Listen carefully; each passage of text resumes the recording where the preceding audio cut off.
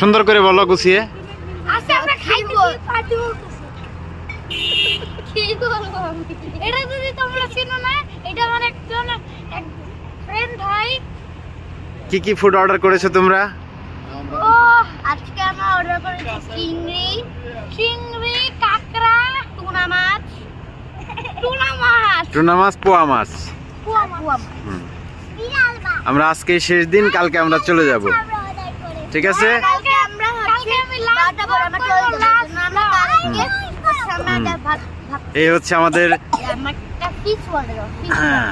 Fish কালকে যাব। আমরা এগুলো রেকর্ডিং করব। সবাই হাই দেন, হাই দেন। এই দিকে তাকাও। কত সুন্দর এই চিত্র।